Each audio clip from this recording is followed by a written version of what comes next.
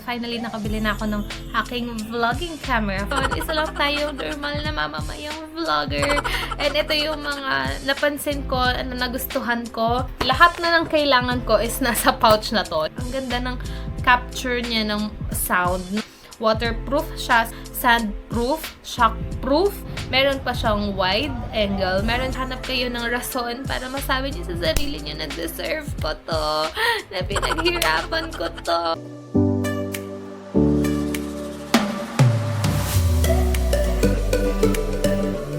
Hi guys! Welcome back to another vlog for today's video. I'm very excited to share with you guys dahil finally nakabili na ako ng aking vlogging camera for the very first time after para mga 3 years na din ako nag-YouTube or nag-vlog, nag-videos. So, if you have watched my previous vlog before this, especially yung nung sumali kami ng fun run, nabanggit ko na doon kung ano yung ginamit naming camera doon, which is, yun na yung vlogging camera na nabili ko.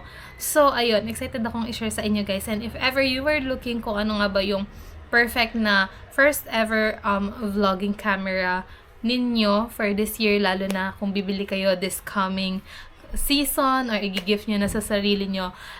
Sana is makatulong tong video na to para ma-figure out yung kung ano nga ba yung, kasi sobrang hirap mamili. So, I hope this video is makatulong para makapili kayo ng maayos. So, ayun lang. If you're interested, just keep on watching. Wait lang na kasi ako. Ngayon ko lang nakikita yung sarili ko kasi guys, na kaya ko nang natutuwa ako kasi kaya ko nang mag-vlog na hawak yung phone ko. Kasi chine-check ko dito, nag-list kasi ako ng mga pros and cons na for this vlog para mas madali ko na lang ma-share sa inyo. And natutuwa ako kasi nakikita ko na yung sarili ko na nagvo-vlog na gamit yung phone ko. Kasi before, hindi ko magawa. Kasi nga, obviously, ito yung gamit ko na pang-record, pang-video. So, kapag may kailangan ako dito while recording, hindi ko yun magawa. So, ayan guys, finally nga, as I have said, is ang binili kong camera, wala na tayong paligoy-ligoy pa. Ang binili kong first ever vlogging camera ko is Action 4 from DJI. So, ito yung DJI Osmo Action 4. This is yung pinaka-latest release nila sa mga action cameras nila ng DJI. So, I think this is released this 2023 din. So, bakit ko nga ba napiling mag-action cam? Actually, sobrang random lang. Quick story na, wait, pasensya lang din. Merong tandang yung tito ko, no, na sobrang bibo niya today and tilaok siya ng tilaok. So, I hope you don't mind kung naririnig niyo siya. So, wait nga. So, ayan, sinara ko yung bintana and hopefully is malesen yung noise niya, pero sobrang bibo talaga niya. So, anyway, going back is, napili ko bumili ng action camera. Actually, random lang na naisip ko na why not kaya bumili na ako ng action cam. Kasi nga, yun naman din yung parang goal ko for 2023 and gusto ko siyang matupad. So, ayun, nagtingin ako kung ano yung mga magagandang vlogging camera. And one of the characteristics na nasa isip ko kapag bibili ako ng vlogging camera is hindi pa ako ganun ka-confident guys mag-vlog sa labas. So, nahihiya pa ako magbitbit. So, even using my phone, and sa lahat kasi ng mga vlogs ko guys, yung cellphone na iPhone 11 lang yung ginamit ko. Dun ako more on nag-edit, nag-video, and 64 gig lang yun guys ha. Imagine lahat ng videos ko na nagawa or na-upload ko na sa YouTube is doon lang lahat ng galing. So imagine ang hirap magbura para makapag-vlog ka o makapag-take ulit ng video. So yun yung struggle ko before. And I'm so happy naman dahil sobrang na-use ko talaga yung phone ko. And hanggang ngayon, okay pa naman siya mag-vlog. Pero syempre, gusto ko lang din talaga na makabili na ng camera talaga. And hindi nga ako sobrang confident pa na mag-vlog sa labas. So, isa sa mga kino-consider ko talaga is maliit lang dapat ang bibilin ko na camera for vlogging dahil para hindi ako gaanong mahiya na hawak-hawakan siya or ilagay siya somewhere. And another thing is affordable, syempre. Yung kaya lang sa budget kasi ayoko naman bumili tapos wala naman ako pambayad or hiram pa ako ng pambayad. So, kailangan medyo dun sa kaya din ng budget. So, ayun guys. And then, nung nagtingin-tingin kami, and sobrang latest kasi na itong Action 4. So, ayun, nag-search na kami. Actually, tinulungan ako ng boyfriend ko to figure things out na about sa specs, ganyan. And never ako nagkaroon ng Action 4. Although, meron ako dati mirrorless camera, yung Fujifilm, na kung familiar kayo, ilalagay ko dito. Yun yung first ever camera ko, pero hindi ko siya ginagamit for vlogging. For some reasons, kasi mas convenient sa akin gumamit ng phone before. And ang bigat niya. And since nga yung editing ko noon is sa cellphone lang din, parang mas nagsastruggle ako pag magte-take ako ng video dun sa malaking camera and then transfer pa sa phone ko. So, ayun. So, to cut the long story short, hindi ko siya ginamit for videos, ginamit lang namin siya for photos, ganon. So, yun. Tapos, nung nakita namin tong action cam na DJI, sobrang, parang naka-fell in love agad kami. Kasi nga, ang liit lang niya, perfect sa hinahanap ko, ang compact niya. So, hindi magiging technical itong share ko sa inyo guys about my first ever vlogging camera. It's just a quick review so far ng habang ginagamit ko na yung mga, habang ginagamit ko na tong Action 4 sa mga recent vlogs ko. So, now, let's talk about kung ano nga ba yung mga nagustuhan ko dito sa bago kong vlogging camera, which is the DJI Action 4. First is, sobrang liit lang niya, ang compact lang niya, ang size niya lang is, hindi ako familiar sa size, pero ipapakita ko na lang. And if you're familiar sa mga action cam, as in, ganito lang siyang size niya. Yung size niya, halos half lang ng cellphone ko. So, tinanggal ko yung pinaka-case nung camera. Kasi nga, gamit ko siya ngayon para lang may pakita akong for size reference. So, ganito lang siya kalaki, guys. Ito na yung mismong case ng Action 4 na kasama nung kit nung binili ko. So, ayan. Ganyan lang siya. And then, so, ang bilis lang niyang, like, pwede mo siyang hawakan na ganito, mag-vlog ka na ganyan. So, yung size, which is sobrang convenient para sa akin. Kasi yun yung first on my key points on looking for a vlogging camera. Yung maliit lang siya. And with its thickness, ayan, pwede ko siyang ipatong anywhere. So, pwede ko siyang ipatong sa kung saan-saan. Kung gusto ko lang kumuha ng angle dito, angle doon. So, kapag lang may flat surface dyan, madali lang siyang maipatong. Like, ganon. So, ang dali lang, ang convenient. And then, sa paggamit naman, ang bilis lang din yung gamitin kasi may power button na siya dito. So, ayan, pipindutin mo lang yan, power, and then, meron din siya, ito yung recording button niya. Click mo lang yan, record na. So, ganun lang siya kasimple, wala na maraming kailangan pang i-set up. Although, kailangan mo i-set up, syempre, obviously, para makuha mo yung gusto mong, like, colors and everything. Pero, I mean, sa usage niya for vlogging on record. And then, vlog ka na. Ganun lang siya kabilis. And, ang liit. Another thing na nagustuhan ko, since it's an action camera, all we know is wide angle. So, guys, as you can see, is ito na yung pinaka hindi wide angle ha. Ito na yung kumbaga standard na setting for the screen. Meron pa siyang wide angle, meron siyang ultra wide angle. So, and for me pa naman, sobrang gusto ko ng mga wide angle, lalo na yung pag sa phone ko noon, ginagamit ko yung 0.5, ganun. So, kasi nakita mo yung background ng maayos, hindi na-focus lang sa mukha ko. And imagine, sobrang lapit ko na nito, guys. Pero parang, ang laki pa rin ng space sa likod ko. So, and this is just the standard settings. And ito na yung lagi kong ginagamit for vlogging. Pero kung pwede kang, I mean, kung nasa labas ka, pwede kang gumamit ng wide angle, ganyan, for family photos. Kung marami kayo, especially sa amin, ang dami namin. Like, makukuha kami lahat dito sa video, diba? Doon pa lang, ang dami ko nang nalulook forward, ganun.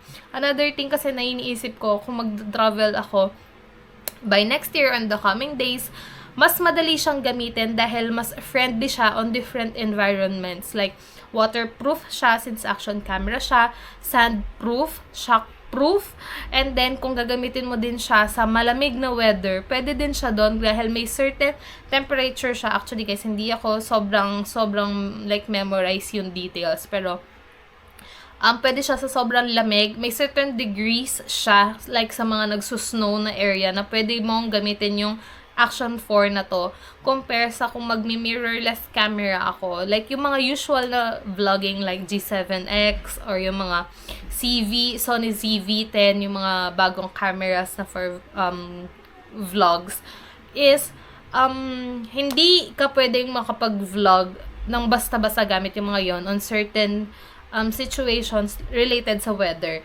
Lalo na kapag umuulan, hindi ka pwede mag-vlog doon. Like dito, magagamit ko siya kahit umulan man dahil nga waterproof siya. So, tuloy ang pag-vlog kahit umuulan. So, ganun ang effect niya. And another thing na nagustuhan ko din dito, guys, is, wait lang, kukunin ko. Lahat na ng kailangan ko is nasa pouch na to. Hindi to kasama yung pouch, pero meron na kasi ako na dito ko nilalagay. So, kasya na dito yung camera, itong tripod na gamit ko. So, kapag binili mo kasi itong action camera na to, ang laman lang ng pinaka-kit niya is, of course, charger, itong case, and then meron siya mga other accessories lang, adhesive na pwede mong idikit sa helmet kung gusto mo siyang gamitin while nagbo-bike ka, ganon. So, meron din siyang kasama parang selfie stick. So, yun lang basically. And, ito yung pinaka-isa sa mga nagustuhan ko dito sa Action 4 is, meron siyang kasamang 3 batteries. So, ayan. Meron pa akong spare na batteries dito. Obviously, gamit ko yung isa while filming. So, meron pa akong 2 full batteries dito. So, nandito lang sila lahat sa case na to. So, ayan. Ayan yung battery niya. So, which is, mas prefer ko kasi talaga na bumili ng camera na natatanggal yung battery. Kasi nga, mas madali mo siyang palitan ng battery once na malobat. Especially pag nasa outdoor ka na nag-vlog. Kesa yung pag naabutan ka na lowbat ka na for built-in cameras kasi kailangan mo pa magdala ng extrang power bank. Bibigat nila, 'di ba? So, sobrang natuwa ako kasi meron siyang 3 spare batteries. Actually, 2 spare batteries. So, ayun. And, itong case na to is, pag nalobat na sila lahat, yung batteries, nilalagay ko lang sila sabay-sabay dyan. And then, isahang charge lang sila. So, ayan, may charge button siya dyan. I-charge ko lang lahat hanggang sa mapuno sila. And kapag nasa outdoor naman ako, for example, lowbat yung phone mo, and gusto mong i-charge, tapos hindi mo naman gagamitin yun na yung mga extra batteries, pwede kang mag-charge. It will serve as your power bank. So, di ba, ang ganda and ang convenient niya lang talaga. So, hindi ko na kailangan magdala ng tulad ng iba na ang lalaki ng mga bags for cameras. Kung gusto ko lang, for vlogging lang naman to guys. For my preference lang naman. So, ayun, nilalagay ko lang siya dito. Kasama na yung charger. Kasama na yung ibang kit. Yung tripod, and itong case. Pero itong case kasi lagi naman yung nakalagay for extra protection. So, isa pang nagustuhan ko dito sa Action 4 is dual screen siya. Back and forth may screen. So, makikita ko yung sarili ko kung gusto ko makita. Like, ngayon, nakikita ko yung sarili ko habang nagsasalita. Pero, meron din siyang screen sa likod. And parehong screen side is touch screen sila. So, ayun.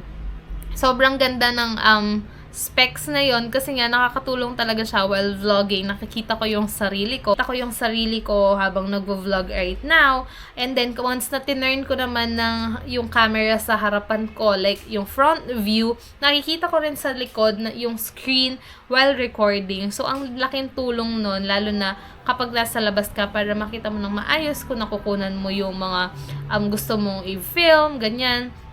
And plus, kung magsa-sit down videos ka naman sa labas, pwede mong i-lock yung screen sa likod para hindi ka nakikita ng mga tao like sa harapan mo kung ano ginagawa mo. Yung front screen lang yung nakikita mo, yung sarili mo lang. And mas madaling mag-vlog, lalo na kapag like hindi ka ganun pa confident or mahiyain ka mag-vlog sa labas. So, sobrang plus points nun sa akin. So, another thing na nagustuhan ko dito, which is na-discover ko na lang guys, habang ginagamit ko na siya is sobrang ganda ng microphone reception or sound reception nitong camera na to. Tama ba yung pagkakasabi ko? Anyways, although obviously naririnig nyo yung manok na tumitilaok kanina, if ever man naririnig nyo may mga dumadaang sasakyan, meron siyang konting noise cancellation, but I wouldn't say na it's 100% kasi nga naririnig nyo pa rin yung background noise. Pero, ang ganda ng reception ng microphone niya. Dahil kahit mahina lang yung boses ko, like for example, bumubulong lang ako. Pag tinignan ko siya dito sa camera, ang lakas ng boses pa din. Like, ang ganda ng capture niya ng sound, ng voice while recording. So, ngayon, hindi ko na kailangan sumigaw-sigaw like sa ibang vlog ko. Hi guys! Welcome back to another vlog. So, ngayon, sobrang pabebe lang ako, pero nandun pa rin yung voice, yung volume ng voice. 'Di ba? Sobrang matutuwa talaga ako sa speaker or microphone ng Action 4. So, plus point siya talaga doon.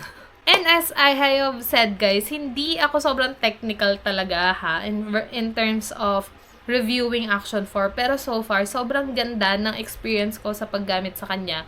Well, hindi ko sinasabi nito dahil nga sponsored siya. Obviously, hindi to sponsored. Binili ko siya. How I wish na sponsored siya. Pero, syempre, depende guys sa pagpili mo ng vlogging camera on your preference kasi kung ano yung mas gusto mo. I think na-mention ko naman nga yung ilan sa mga key points ko. Like, ayoko ng sobrang laki. And gusto ko yung maliit lang. I see myself na mas magta-travel vlogs or outdoor vlogging kaysa sa mga sit-down videos. Ganon. So, mas kung saan ako magiging efficient yung paggamit niya and syempre yung longevity ng gamit kasi for sure lagi kong iniisip na matagal ulit ako bago bumili ng gamit. So I think ito yung para sa akin na mas magtatagal siya sa akin dahil nga removable batteries, shockproof, waterproof, dustproof, alam mo yun. So mas magiging convenient siya para sa personality ko. So I think that should be one of the things na kailangan mong i-consider sa pagbili ng vlogging camera is it depends on your personality. And of course, guys, nothing's perfect. So, hindi ko naman talaga ipapraise 100% itong aking vlogging camera. Pero, syempre, meron tayong mga pros. Meron din tayong mga ilang cons na gusto kong i-share sa inyo para ma-set na yung expectation nyo sa pagbili ng Action 4. So, first is, since action camera siya, mas malaki yung wide yung nasasakop niya dahil nga yung related to sa sensor ng gamit ng mga action camera. So, ang downside doon is hindi siya into autofocus. Like, for example, tulad ng ibang vlogging camera. Like, kapag ginawa ko to, like, kapag magre-review ako ng mga items na, kunyari, may mga products, gusto ko siyang ganunin, hindi siya yung pag ginanon mo is mag-focus siya sa item. Hindi siya ganon dahil nga, mas wide yung reception ng images niya. So, hindi niya mafo-focus yan. So, as long as ilalapit ko siya, ganyan lang siya pinaka magfo-focus. For example, like ito. So, pag ginanyan ko siya, as much as nilalapit ko siya, hindi siya ganun na nag-autofocus, pero readable siya, ganyan. Pero pag ganyan, mas clear mo siya makikita. Pero hindi tulad ng mga nakagisna nating vlogging camera na pag ginanyan ko, magfo-focus lang siya dito, tapos magbe-blur sa likod, ganyan. Wala siyang ganong effect kasi nga action camera. So, kailangan nyo yan i-set in mind.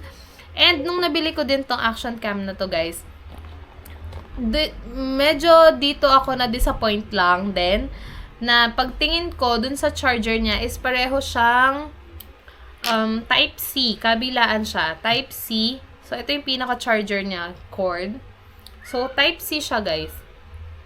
So, ito na din yung pang-charge ng power bank, syempre. So, wala pa siya nung charger head. And wala siyang kasamang connector. So, bumili pa ako ng another extra connector. So, ito yung ginagamit ko, and then yung gamit ko na lang na charger ng phone, yun na lang ginagamit ko para ma-charge yung mga batteries, and ito na lang din yung ginagamit ko to connect sa computer ko para mag-transfer ng files. So, bear in mind, bibili pa kayo nito, yung connector, para sa charger and pag-transfer ng files. Another thing is, hindi kasama sa parang package nitong camera, yung, ano yun? Memory card, SD card. So, kailangan mong bumili ng another SD card kasi wala siyang kasama. So, ayun. Papakita ko na lang dito kung ano yung type ng memory card na binili namin. Hindi kasi kami sa DJI bumili ng memory card. Like, other store kami bumili. So, tinanong lang namin sila ano yung recommended. So, ito yung sinabi nila. Yan yung binili namin. And, umaandar naman siya. So, ayun, for reference lang and a reminder to set your expectation na lang din. Just in case, maisipan niyo bumili ng Action 4. So, ayun guys, ay, nasabi ko din naman kanina sa vlog na hindi magiging super technical nitong video natin for today dahil nga hindi naman tayo as a techie person. Isa lang tayo normal na mamamayang vlogger. And ito yung mga napansin ko, nagustuhan ko, and iilan sa mga hindi ko nagustuhan dito sa Action 4. So, kung naghahanap kayo ng rason para masabi niyo sa sarili niyo na deserve ko to, na pinaghirapan ko to, charis, is I hopefully makatulong tong video na to para ma-figure out niyo. Pero, for me guys, it depends on your personality talaga kung ano yung vlogging cam na gusto nyong bilhin in the future. And it will depend sa inyo sa tingin nyo ano magiging type of videos yung iti-take nyo, ganyan. And you have all the reasons in the world to figure this out. Pero kung ano talaga yung prefer mo, yun talaga yung mananaig sa mundong ito. Ha? Remind yourself of that. So, ayun lang guys. I hope you enjoyed this video. Kung meron pa kayong questions or kung meron kayong gustong i-share dito sa Action 4, sa, kung meron kayong gamit nyo din siya, gusto nyo i-share ng mga settings na gusto nyo or may iba pa kayong questions, just comment and leave those comments in the comment section below. So, ayun lang guys. Ang gulo na ng mga salita ko. I hope you enjoyed this video. Don't forget to like, share, and subscribe. I'll see you on my next vlog guys. Bye!